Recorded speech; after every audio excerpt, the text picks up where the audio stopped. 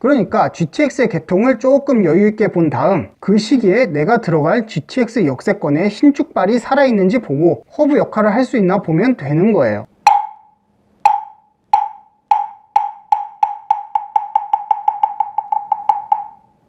요새 GTX가 A 노선은 실제로 공사에 들어가고 BC 노선은 밑그림이 어느 정도 나오면서 GTX 근처 사시는 분들이 이제 서울 외곽은 죽었다고 좀 설레발을 많이 치시더라고요. 그래서 오늘은 제가 그런 분들이 얼마나 헛된 꿈을 꾸고 계신지에 대해서 알려드리려고 이렇게 찾아왔어요. GTX로 집값이 오를 거라고 주장하시는 분들의 말씀을 찾아보면 대부분 몇 분 만에 어디를 가니까 우리 동네 집값도 거기를 따라간다는 식의 희망 섞인 이야기를 하길래 제가 오늘은 그 이야기가 왜 논리적으로 말이 안 되는가에 대해서 알려드리겠습니다. 먼저 GTX에 대해서 과도하게 환상을 가지고 계신 분들이 주로 가지고 오는 근거가 바로 영국의 크로스레일이에요. 도대체 왜 뜬금없이 지구 반대편의 크로스레일을 근거로 드냐면 바로 크로스레일의 설치로 일어난 런던 집값의 변화 때문이에요. 크로스레일에 대해서 간단하게 소개해드리면 영국의 수도 런던의 동부와 서부를 이어주는 영국판 GTX예요. 정식 명칭은 엘리자베스 라인입니다. 크로스레일에 대해 이해하려면 먼저 런던에 대해 이해가 좀 필요한데요. 런던에 대해서 잠깐만 소개하고 넘어가겠습니다. 런던은 지역을 존이라는 개념으로 구분을 하는데요. 사진에 보다시피 런던은 1존부터 6존까지로 나눠져 있습니다. 그래서 1번 존부터 6번 존까지 통틀어서 그레이트 런던이라고 해서 쉽게 말해서 런던 광역권이라고 보면 되고요. 존 3까지가 지도상에 런던이라고 표시되는 지역이에요. 나머지는 도쿄와 같이 이름만 런던이고 실제로는 우리나라의 경기도 같은 광역권이라고 보시면 됩니다. 런던 광역권의 넓이가 서울의 2.5배 정도 되니까 존 3에서 존 4까지가 서울시라고 보시면 됩니다.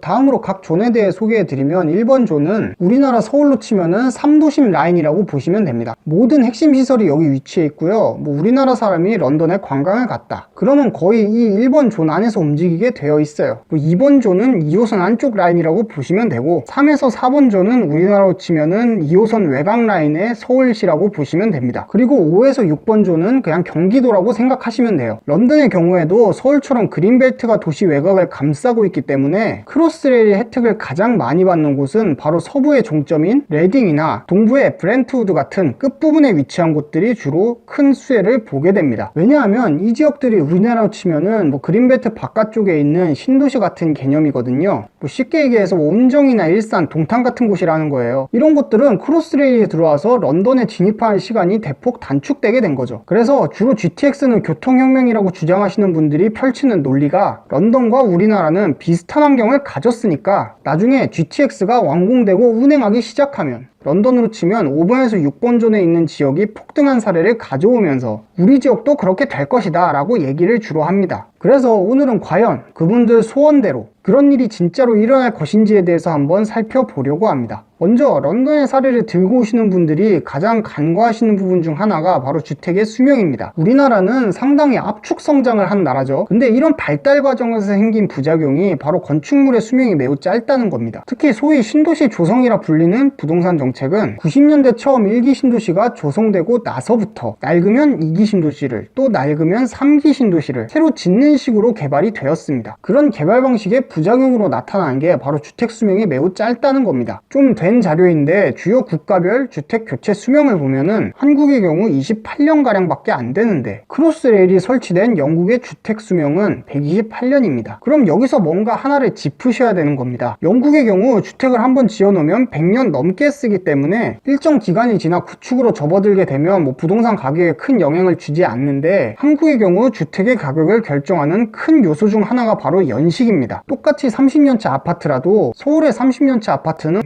리모델링이나 재건축 얘기가 나오지만 반대로 런던의 30년차 주택은 아직 100년가량의 수명이 남아있다는 거죠. 그러니까 한국 수도권에서 GTX 건설에 따라 런던처럼 가격이 단순히 모두 오를 것이다 라고 생각하는 거는 큰 오산이라는 거죠. 그러니까 GTX가 개통했을 때 신축발이 빠지지 않은 곳이어야 된다는 거예요. 일반적으로 경기도의 경우 신축발이 5년 정도 가고 15년이 지나면서 구축 아파트로 접어듭니다. 이런 기준에 따라 GTX가 개통되는 시기를 생각해보면 어느 정도 계산이 나옵니다. 다음으로 GTX 환타지를 가지신 분들이 두 번째로 간과하는 게 바로 GTX의 역의 개수예요. GTX는 역이 매우 적습니다. 크로스레일의 경우 역이 40개입니다. GTX는 A 노선 기준으로 역이 10개입니다. 여기서 큰 차이가 발생하는 겁니다. 그러면 GTX는 여기서 역을 늘리면 소요 시간이 늘어나고, 역을 줄이면 사람들이 GTX로 접근하는 시간이 늘어나는 그런 문제가 생기게 됩니다. 저는 이거를 GTX의 역설이라고 이름을 붙이고 싶어요. GTX의 역이 적은 이유는 명확합니다. GTX는 단순히 지하철 같은 개념의 교통수단이라기보다는 허브 앤 스포크 전략의 허브가 되는 교통수단입니다. 이 허브 앤 스포크란, 허브란 바퀴고 스포크는 바퀴살이에요. 쉽게 얘기해서 메인 역할을 하는 허브끼리 이어져 있고, 스포크는 중심인 허브로 모인다는 개념입니다. 그러니까 GTX역이 허브고, 허브를 중심으로 스포크되는 지역들이 모인다는 얘기죠. 그러면 여기서 허브의 역할을 극대화하려면 당연히 환승역이 많아야 되는 게 핵심 포인트예요. 그러니까 환승역이 많은 곳이어야 GTX도 의미가 있다는 겁니다. 자, 그러면 두 가지를 놓고 봤을 때 GTX가 개통하면서 부동산 입지가 한층 업그레이드 되는 지역은 완공 후에 개통 당시 신축이면서 여러 노선이 지나가는 허브의 역할을 할 수 있는 곳이어야 한다는 거죠. 먼저 완공 시점부터 한번 봅시다. GTX A 노선은 2023년 완공을 목표로 하고 있지만 사실 2023년까지는 좀 어려워 보이고요. 제 예상으로는 완공 후 시험 운행 그리고 개통까지 빨라야 2026년에서 7년이라고 봅니다. 왜 그러냐면 이 부분에 대해서 이미 강남구청에서 도로 조명 및 녹지 조명 허가를 거부했고 행정심판에 들어갔어요. 그러니까 어느 정도 늦춰지는 건 감수하셔야 됩니다. 그러니까 GTX의 개통을 조금 여유있게 본 다음 그 시기에 내가 들어갈 GTX 역세권의 신축발이 살아있는지 보고 허브 역할을 할 수 있나 보면 되는 거예요. 그래서 저는 이 설명한 내용을 따라서 A 노선의 운정과 일산 그리고 대곡역을 비교해 보려고 합니다. 먼저 대곡의 경우 아직 아무것도 들어서지 않은 곳이고 개발이 시작되면 아마 GTX A 노선보다 조금 빠르게 입주를 할 것으로 봅니다. 그러니까 GTX 개통 시에 신축발이 남아 있는 거죠. 이제 신축발을 만족한 상태에서 대곡 역세권 개발 계획을 보면 철도 노선이 무려 5개가 지나갑니다. 3호선, 경의선, 교외선, GTX, 그리고 대곡 소사선이 있습니다. 이렇게 5개 노선이 지나가고 좌로 일산, 우로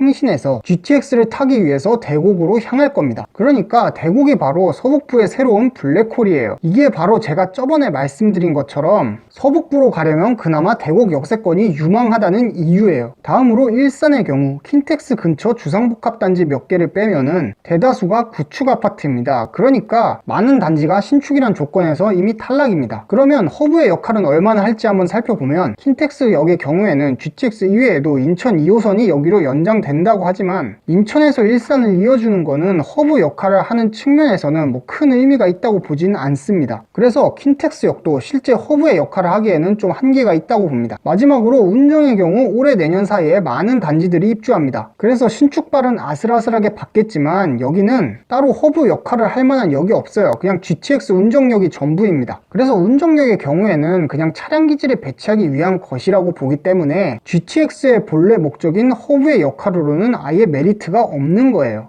그래서 GTX가 들어온다는 게 어떤 의미가 있는 거냐면 바로 GTX가 들어오는 지역 중에 허브 역할을 하는 지역은 경기도 지역 내의 중심으로 입지가 업그레이드 된다는 이야기예요. 근데 문제는 이미 이런 곳들이 아직 GTX A 노선 개통도 안 했는데 10억 가까이 한다는 겁니다. 여기서 문제가 생기는 거예요. 우리가 10억을 들고 들어갈 수 있는 서울 지역과 비교를 해봤을 때 서울을 대신할 만한 선택지로 크게 메리트가 있다고 보기가 어렵습니다. 그래서 GTX로 서울 외곽이 타격받는다는 건 잘못된 판단입니다. 지금도 GTX 들어오는 것보다 가격이 싼 서울이야 원래 그 위치대로 가는 거지만 지금 기준으로 10억이 넘는 곳은 여전히 경기도에 GTX 들어오는 지역에 비해 우위입니다. 오히려 GTX가 들어오면서 타격을 받는 곳은 원래 경기도 내에서 비슷한 입지였는데 다른 곳에 GTX역이 생기면서 그 지역에 종속되는 지역이 바로 타격을 받는 겁니다. 왜 그러냐면 이전에는 입지가 비슷했는데 GTX가 들어오면서 서울로 나가기 위해서 그 동네에 가서 GTX역으로 들어가야 되는 그런 빨대 현상 같은 효과가 나옵니다. 그러니까 경기도에 한정된 수요를 끌어당길 만한 주요 요소가 교통이거든요. GTX 운행이 시작되면 아마 이런 계층화 현상이 되게 심해질 겁니다. 그래서 저는 GTX는 인서울을 못하는 사람들의 차선책 정도로 보고 있습니다. 그래서 GTX 지역에 신축발이 빠진 지역, 그 지역의 가격이 바로 GTX의 영향 영향력을 보여주는 적정 가격이라고 봅니다. 그러니까 설레발 치지 말고 적정가를 찾으시라고요. 예?